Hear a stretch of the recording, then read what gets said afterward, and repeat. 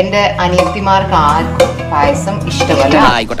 അവരവരുടെ ജീവിതത്തിൽ പായസം കഴിച്ചിട്ടില്ല. സത്യമാണോ ഈ പറയുന്നത്?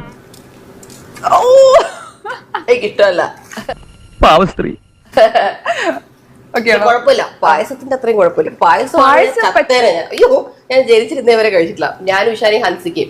സത്യം ആയില്ലും ശരി, ഭഗവതി ആണ് സത്യം. എന്നിട്ട് പായസം കഴിക്കും. പായസം ഞാൻ എന്തായാലും കഴിക്കും. 3 പ്രത്യേകിച്ച് പാൽപ്പായസം. ഭക്ഷണത്തിൽ നെല്ലിക്കയുടെ അംശം കൂട്ടണം.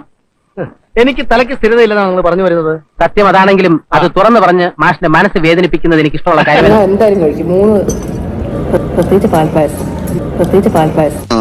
പറയുന്നതൊന്ന് പ്രവർത്തിക്കുന്ന വേറൊന്ന്. ചേട്ടാ, ചെറുപ്പത്തിൽ ഈ സ്ത്രീക്ക് പ്രാന്തണ്ടായിരുന്നു. അനക്ക് പായസം വേണ്ടേ? പായസം കുടിക്കുന്നുണ്ടോ എന്ന് ചോദിച്ചപ്പോൾ പിരിയും.